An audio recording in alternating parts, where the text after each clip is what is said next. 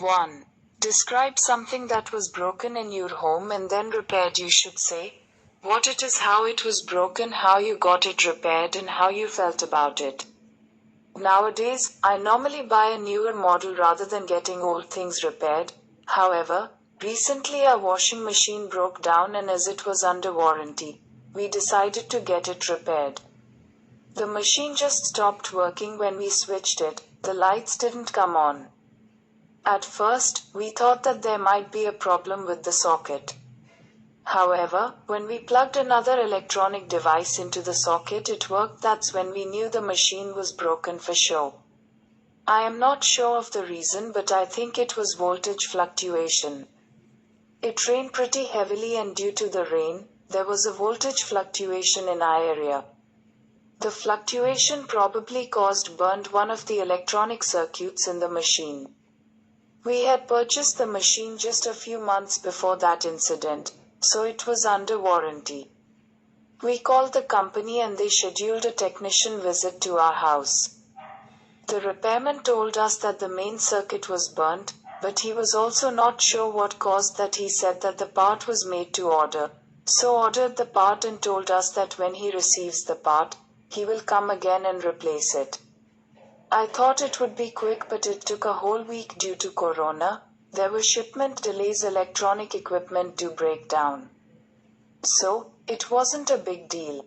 But the time we had to wait to get it repaired was much more than we had anticipated. The repairman had warned us that it might take some time, but even he didn't think it would take a whole week. The laundry just piled up and we just waited. However, one good thing that happened was that I took out some clothes that I hadn't worn in a long time. My favorite clothes were sitting in the laundry and I had no option. 2 days after the repairman came and fixed them, we got an apology email from the company. We all appreciated that. I don't think the company was at fault, and yet they apologized. Part 3 Follow-up questions. 1. Are IT-related jobs valued more by society? I don't think they are valued more or less than other jobs. But yes, the significance of IT jobs has increased in recent. Valued more or less than other jobs. But yes, the significance of IT jobs has increased in recent years as our dependence on technology has increased. 2. Is the quality of products worse than before? I definitely think the quality has fallen in recent years. This is based on my personal experience. The first refrigerator my parents bought still works fine, but the ones we bought after that broke down after 3-4 years, and this is true for nearly every electronic product. I think the technology is becoming more and more complex, but that has taken a toll on product durability. 3. What kinds of things do people like to repair by themselves? I think YouTube and Google have made it possible to repair anything and everything. Recently, my mom fixed her swing machine by watching a YouTube video. I have fixed my mobile phone and laptop many times by just searching on Google. 4. Why do people like to get their mobile phones repaired in specialized stores? I think the main reason is that they don't want to void the phone's warranty. I think most companies mention that if the phone is opened by a non-registered technician or store, the warranty would not be applicable. I think it is a tactic by companies to ensure that they can charge people heavily for parts, which can be repaired cheaply. 2. Describe an ambition that you haven't achieved. You should say what it is, why you haven't achieved it, what you did, and how you felt about it. I have many ambitions in my life. But the one ambition that I am working on right now is to go for higher education in Canada. Earlier I didn't have any plans to go abroad, but a conversation with a friend who went to Canada changed my opinion. He told me about the difference in the quality of education and the work opportunities available there. So after completing my senior secondary education, I decided that it would be the best opportunity for me. There are 2 main requisites to get admission in a good Canadian college. The first is good grades in senior secondary education. My grades are pretty satisfactory.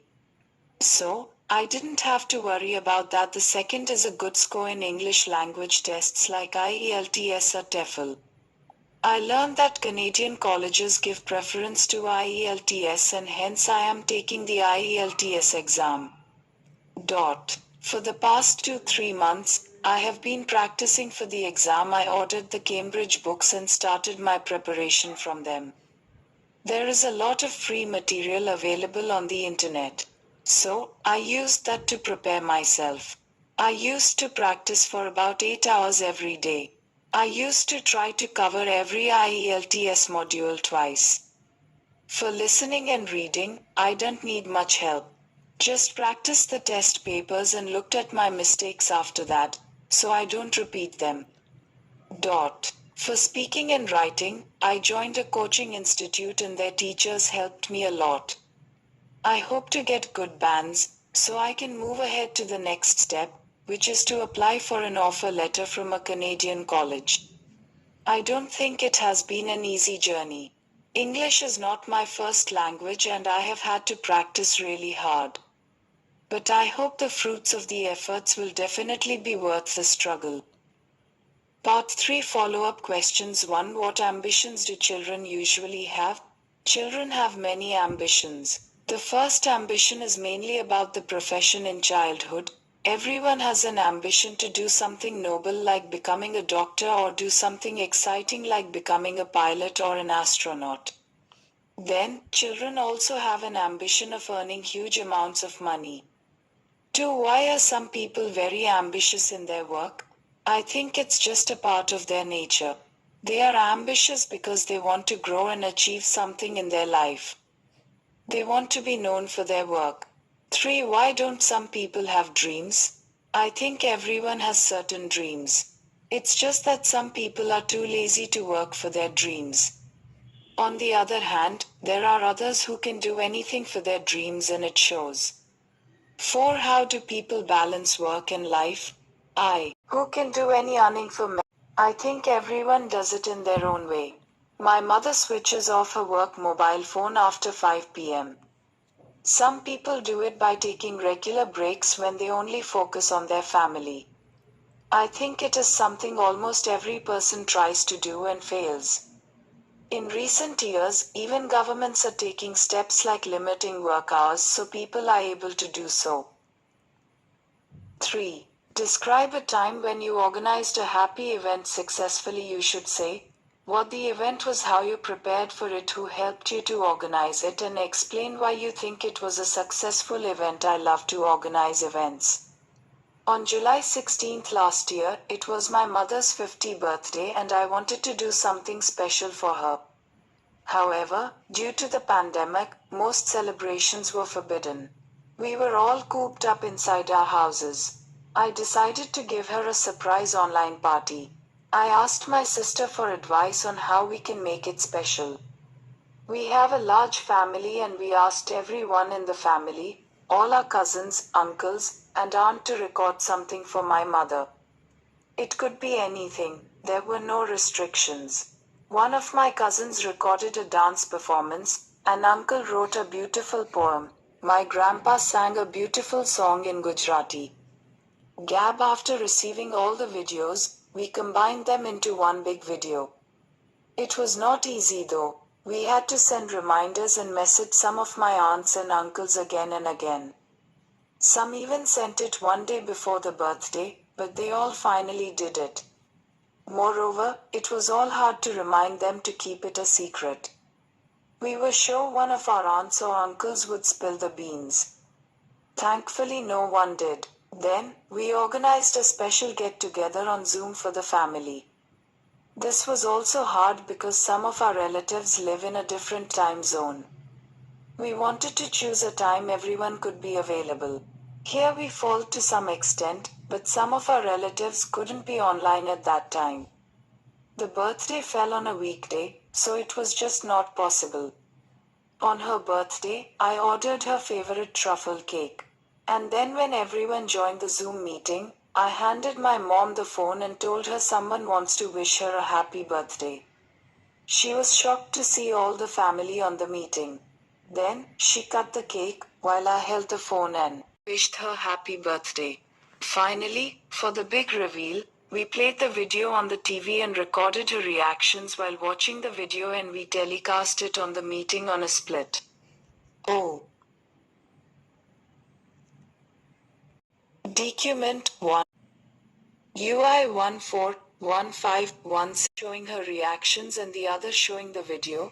My mother had happy tears in her eyes by the end of it all, and I think that alone made it a successful event. However, others told me it was such wonderfully organized and it was so nice meeting everyone online. Even after the video was over, everyone stayed on the meeting and we kept on talking and discussing everyday life. Part 3 follow-up questions. 1. How can parents help children to be organized? I think parents should have a daily schedule for their children. They should also allot every task a fixed amount of time. For example, they can ask them to write each task on the calendar and write how much time they expect to give to it alongside it. Then, there should be rewards and punishments for finishing or not finishing the tasks. 2. On what occasions do people need to be organized?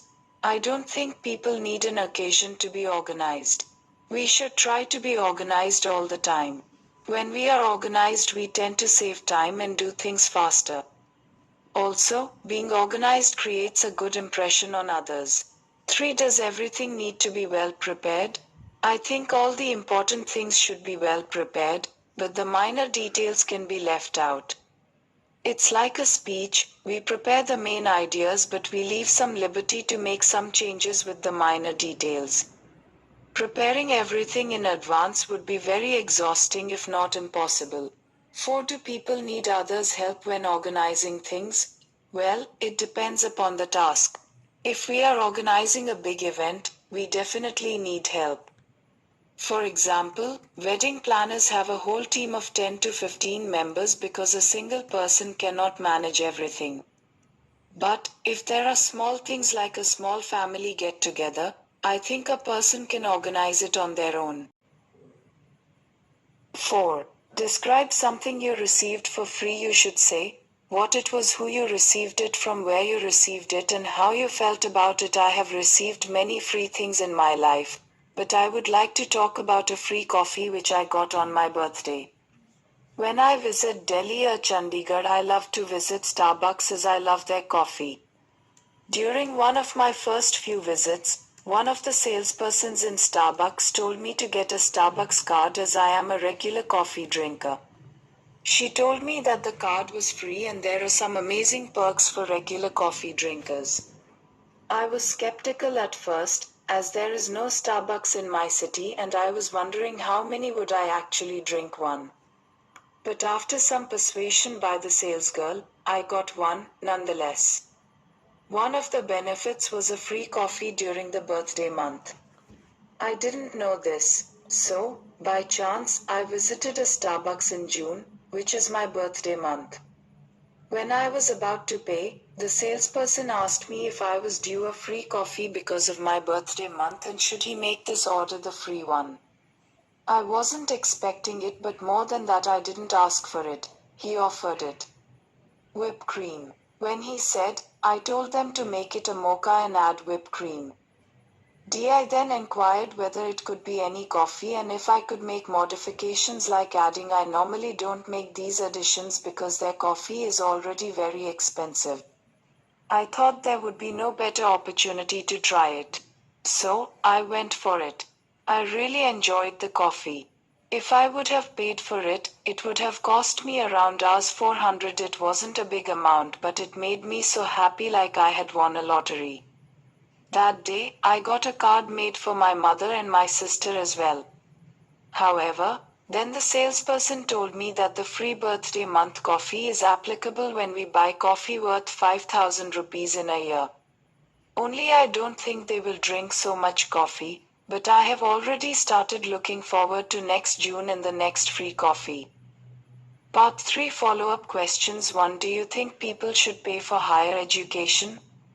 Why? I definitely think that people should pay for higher education themselves. I think people should only go for higher education when they are really interested. Paying it for ourselves means we do it only when we really want to. At the same time, I also feel that government should provide scholarships and loans to poor students so that they don't leave education because of money. 2. Is it good or bad for people to have a free education in the future? I think free primary education is good because everyone should get primary education, but I think higher education should be paid for by the student themselves. Actually, I don't think it is possible for the government to fund higher education for everyone. 3. What free gifts do companies usually give to their customers? In India, I think companies give small gifts like pens, calendars and cups, etc. to customers. They are free gifts for customers, but in a way, they are advertising for the company.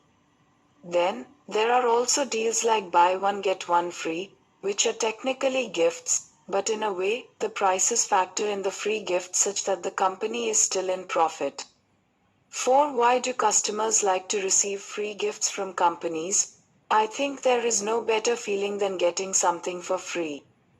It is just human nature. When we get something for free, we feel lucky. When we buy something, we are always thinking whether we could have gotten something better for the same price, whether we were cheated. But when we get something for free, we feel like we couldn't get a better deal because what's better than free? 5. Describe a famous person that you are interested in. You should say who this person is, how you know about this person, what sort of life they had before they became famous, how this person became famous, and explain why you like this person. I would like to meet many famous people, but here I am going to talk about India's ex-Prime Minister Manmohan Singh, or a person I admire the most is our ex-Prime Minister Manmohan Singh. He was born in Gaur village, located in Punjab province of Pakistan, and was the first Sikh Prime Minister of India. He is a dynamic and development-oriented leader. He served as a member of the parliament, representing the state of Assam in the upper house of the parliament. He had been the member of parliament for 5 consecutive terms. The reason why I admire him is that his life shows how an ordinary boy from saving poor class could reach the highest levels of the nation. It is all because of his hard work and determination. During his tenure as finance minister in the 1990s, he opened up India's economy to foreign investments, which helped a lot in India's economic growth. He is one of the most influential architects of India's socialist economy, and helped it to become a capitalistic one. I believe he helped establish India's presence among the developed nations. He is also famous for the Indo-US Civilian Nuclear Agreement, which gave India access to nuclear fuel and technology. His focus on development, eye for detail, and efforts to bring a qualitative difference in the lives of the poorest of the poor have made him a popular and respected leader across. He is a role model for one and all. I would like to meet him and seek his blessings. I would like to get his autograph. Every country needs people like him to take their nation to the top. Part 3 Follow-up questions. 1. What type of people are famous in your country? In my country, cricketers very famous, Bollywood stars are very famous, and at the same time, some people who have an outstanding achievement or have accomplished something in life become public figures. Most of these people are role models, and many people dream of becoming like them.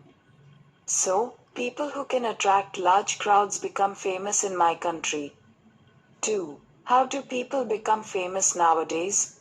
People become famous when they have achieved something that other common people have not done so far. Some of the movie stars are very famous because they have a box office hit. Some singers are famous because of their singing talent. Politicians become famous for their oratory skills. They're another category of famous people that become famous among people by their wrong deeds.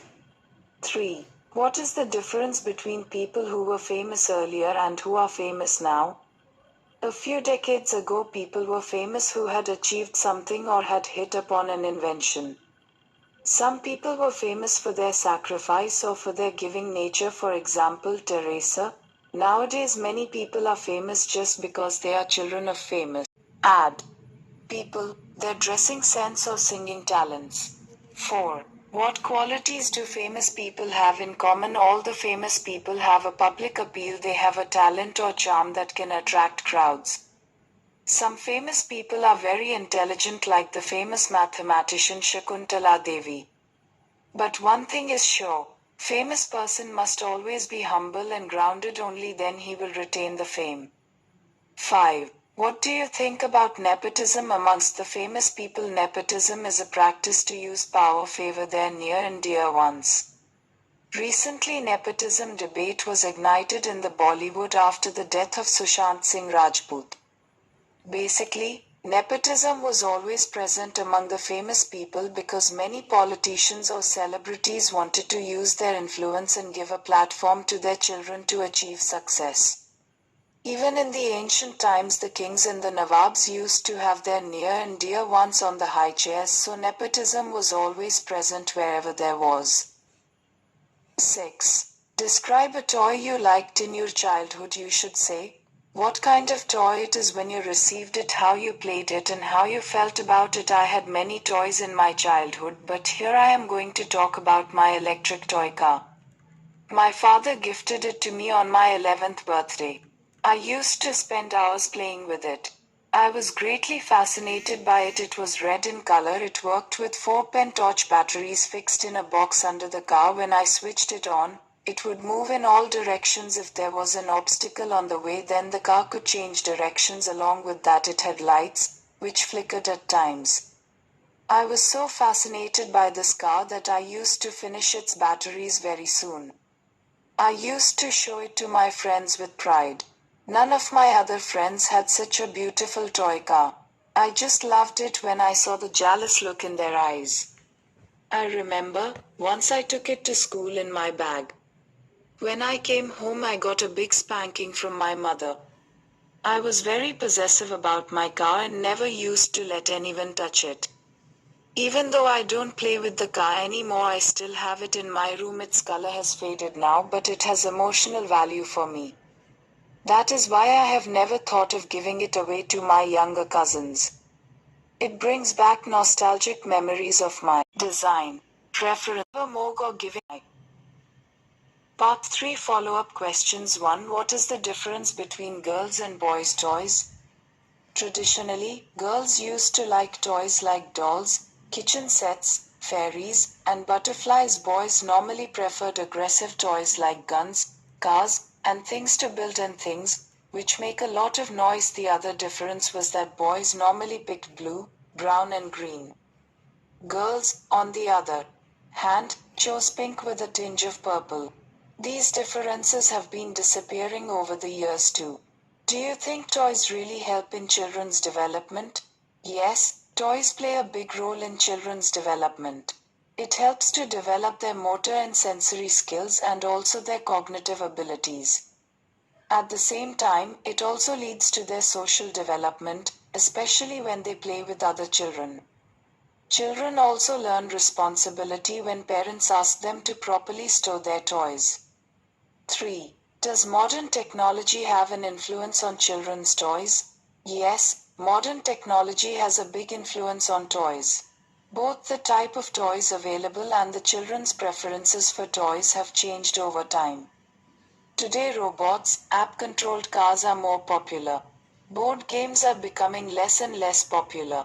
Simple action figures and dolls have also become much more detailed for. Have we lost our hand skills such as swing? Swing by hand has definitely become a thing of the past. Swing machines have come up in a big way. But manual swing machines are still used.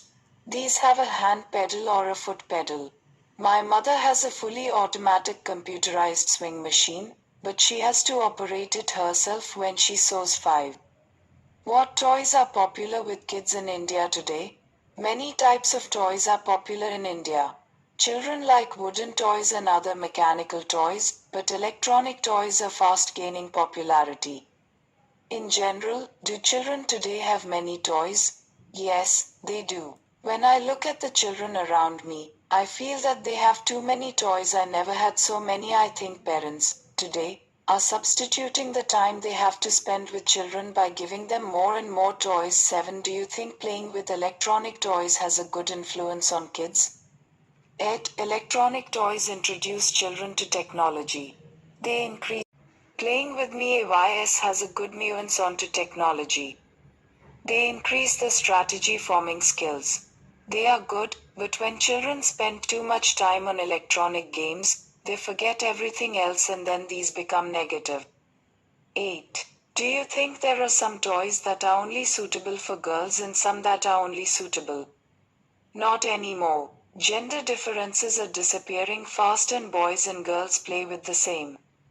For boys, type of toys nowadays. 9. Which do you think is better, for children to play with toy alone or with other kids? It is definitely better for children to play with other kids. They learn caring and sharing and many other social skills when they play with others. 10. Do you think parents should encourage their children to share their toys with other kids? Yes, definitely. They should encourage their children to share their toys with other children. In this way, they will not need to have many toys. 11. How are toys today different to toys of the past? Today we have electronic toys, whereas earlier we had wooden toys and plastic toys. 12. How do you think toys will change in the future? What the future holds in store for us no one can tell, but as far as I can see, there will be more and more electronic gadgets in the future, which the children will play with as toys. 13. If you were going to give a present to a child, what would you give him? I would give a child a book as a gift. He may not like it at first, but it will shortly develop the habit of reading one day. I believe that books are the best gifts. They remain with that person forever. 14. What kinds of gifts do parents give to their young children? Parents give all sorts of gifts to their children. They know the requirement of their children and give gifts accordingly. Mostly parents give educational gifts, from which the child can learn something in a fun way. 15. Is it good to give children too many presents such as too many toys? No, it is definitely not good to give a child too many presents. Children do not appreciate the value of toys when they are given too many toys. It also decreases their imagination and creativity. They also do not learn sharing with other children. 16. Some parents don't spend much time with their child but instead give the child gifts as a way to show their love. Do you think this is good enough? No, I do not think this is. Sumade 90. The time being didn't spend with the children is more important than the gifts they give them. 7. Describe your experience when you changed your school, college, or describe an experience about moving to a new school or house. Why did you change your school, college? When was it? Was that helpful? What were the consequences after that? I have been to two schools in my life. My primary school was different from my secondary school. I have vague remembrances of my primary school as I was too small then. Here I would like to talk about my secondary school in which I studied from 6th to 12th class. One had to change my school because my father got transferred to a different city and we had to move with him. My school's name was SD Model Senior Secondary school. I vividly remember I was very nervous on the first why this school was much bigger than my primary school. It was afraid of getting lost there. I was a little bit excited also. I just walked inside with the other students and went where they were going. I was a new face for them, so many of them were staring at me. I asked one student about where 6th class was. Coincidentally, she was also in 6th class. She took me to her class. That was the beginning of my new friendship. Her name was Harleen. Until today we are the best of friends. She made me feel very comfortable. All my nervousness vanished. We attended the classes before the lunch break and during recess she showed me the whole school. I was awed by the infrastructure of the school. There were separate labs for physics, chemistry, and computer science. There was also a huge preferences, AD, search, library. Badminton and volleyball courts were also there. The canteen was the most impressive. All the teachers were also very nice. I studied for 7 years in that school. Those were the most memorable years of my life. Part 3 Follow-up questions 1. Are children better at solving problems than adults? I don't think that children are better problem solvers as compared to adults because problem solving requires two things. One is the logical ability and second is experience. Although children might be good at applying new approach or perspective towards the problems, however, they sometimes don't have the experience to solve the problems that they face. Sometimes who can solve it better will also depend on the nature of the problem. 2. If people move frequently, is it better to stay in one house all the time?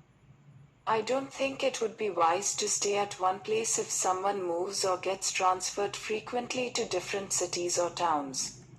For example, my brother, who is in the army, gets posted to a new city after every 2 years. He always moves to the new place with his family because if he chooses to opt for a permanent home, then he would have to live away from his wife and children. 3. What are the pros and cons of living in a high-rise building? I think the advantages that high-rise building offers is the beautiful views and easy access to facilities like gyms, swimming pools, shops.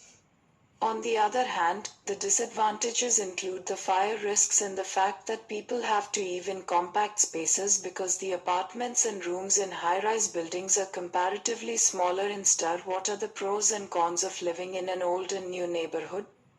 I think the major difference of Thwira in old and new neighborhoods is the access to facilities. For example, in old neighborhoods it is difficult to find parking spaces because during the contraction cars were not that popular, whereas the new neighborhoods are much better planned and faced today. 8. Describe a person you only met once and want to know more about. 26. You should say who he, she is when you met him, her, why do you want to know more about him, her, and explain how you feel about him, her. I am a very friendly person and can easily begin a conversation. I like to talk to people at work, events, parties, and even on my daily commute. I usually forget about people I have met only once, and I am not likely to meet again. However, there is one person I remember vividly who I met only once. He left quite a mark on me, and I couldn't help thinking about him the next day and for many more weeks. I met him on the train while going to my cousin's home in Karnal. He was sitting next to me and reading a newspaper. I was really bored, my phone was discharged, and it was a long journey. I asked him if I could borrow the crossword puzzle page from his newspaper. He gave me the puzzle page and I worked it for some time. I gave it back to him and he inspected the questions I couldn't answer. He started to help me with those questions. He knew everything I couldn't answer. I was really impressed and asked him how he knew all that. He told me he was a reader and reads every single day books and newspapers. We started to talk more. Not only was he knowledgeable, but he was also very witty and funny. We could hold an actual conversation the entire trip. He told me more about himself. His name was Nitin. He was a few years older than me. He was from Delhi and had gone to Chandigarh for the weekend. Besides reading, he loved to travel in his free time, hike, explore new cities. I also have this love for traveling and we exchanged stories about interesting places we had visited. He told me he was a computer engineer and had a stressful job. However, he made sure to rejuvenate himself by doing things he loved. I had just started my first job and had been so inundated with the workload I was having a hard time with work-life balance. His words left me feeling happy, motivated and inspired. I lost track of time and very soon my station was there. I had a short train stop and had to get off quickly. I wish we had exchanged contact information. It's hard to find mailings. For unquietly, I won we had arranged more. People who have such positive energy. I would certainly like to know more about Nitin and have him in my life as a friend and a mentor. Part 3 follow-up questions 1. How do people make friends in India? People in India make friends by starting conversations, showing interest, smiling, sharing, and helping. This is especially true for the older generation. Young people tend to make friends through social media networks. They have fewer in-person friends and make more friends online. 2. On what occasions do people like to make friends? People make friends at various events like weddings, birthday parties, etc. People can make friends while traveling and exploring different places, cultures, etc. People can make friends attending hobby classes or join online groups that share their interests. 3. Is it important to have the same hobbies and interests when making friends? No, it's not important. Common hobbies do bring people together and are especially helpful in the beginning stages of a friendship. However, people can have different interests and still become friends. In fact, it can be exciting to be a friend of a person with totally different interests and do things that you never tried. For what qualities make true friends? Are true friends stick with you during tough times. They are supportive, non-judgmental, and accept you as you are. They give your honest opinion even it's painful to hear. They genuinely love and care for you. 9. Describe a resolution you made in the new year. What is the resolution? How will you complete it? How you feel about it? Why you made this resolution? People love to celebrate the new year by going to parties or spending time with family and friends. Also, the new year makes people think about the future and how can they make it better than the year before. One common way for people to do this is by making New Year resolutions. It is usually a promise to achieve a new goal or make a change in their life. I have also made many New Year resolutions in the past, only to or make a change in their life. I have also made many New Year resolutions in the past, only to break them a few days later. But this year I have kept a resolution which I think is more practical and I should be able to achieve it. My resolution is about health and fitness. For my fitness, I have decided that I will do a 5 kilometers walk or run at least 4 times a week, which is equivalent to 30 minutes of exercise. And for my health, I have decided to reduce the amount of junk food that I consume and completely eliminate the consumption of carbonated drinks from diet, which I think is the most difficult part of my resolution. To track my resolution, I have installed a fitness app on my phone. It is called Strava. This app gives me reminders about the run activities that I need to complete and also tracks my performance. I can monitor my heart rate and running speed with the help of this app. It also connects me with the people in my neighborhood who are looking for partners to exercise with. So far, I have connected with 3 people in my society and we are regularly going for evening walks. In fact, sometime we overachieve our weekly goal. I made this resolution because I think health is one of the most important aspects of our life and in this modern lifestyle people are often ignoring it. Later on, they suffer from many diseases and are not able to enjoy life. I feel really good after completing my fitness goals every day. It gives me a sense of accomplishment and also takes the stress away from life. Hopefully I will be able to complete my resolution this year. 10. Describe a skill that you learned from older people. You should say what the skill is, who you learned it from, how you learned it, and how you feel about it. It is true that the younger generation can learn valuable skills and life lessons from older people. One skill I learned is to recycle, reuse, and repurpose everything. I learned this skill from my incredibly talented grandmother. One grew up in a nuclear family with both parents working busy jobs. Every year during summer, I used to spend 2 months with my grandparents. My grandmother would find imaginative ways to reuse and recycle everything in her home. She would never dispose old clothes and would instead sew little pieces together to make curtains, quilts, pillowcases, tablecloths, etc. She would recycle glass jars and use them to hold spices, tea, grains, lentils, etc. She used newspaper to clean windows and reused aluminum foil to clean pots and pans. She made old broken furniture drawers into guard containers. She used fruit and vegetable scraps from her kitchen for compost fun toys. Cars. She would keep me busy with craft activities like making old card boxes into. I mostly learned everything by observing her and helping her with some of the repurposing and robots projects she did. I started to implement her ideas at my house too, and as I grew older it became a habit. I feel indebted to my grandmother that she taught me these valuable skills. Reuse, and recycling waste is so important in present times. Our landfills are filling fast, and recycling is one way to reduce the amount of waste that goes to landfills. Global warming and plastic pollution have taken a toll on the planet, and people need to take action to stop this damage. I am so glad that I am doing my part in saving our planet. Part 3 Follow-up questions 1. What can children learn from their parents? Children learn by observing their parents. They are their role models, especially during early years. Parents can teach children important life lessons just by modeling good behavior, respecting others, working hard, positive attitude, eating healthy, saving money, helping the needy are some life lessons children can learn from their parents.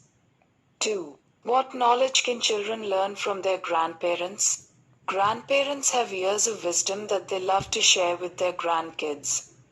Children can learn about the history and growing up in times totally different from now.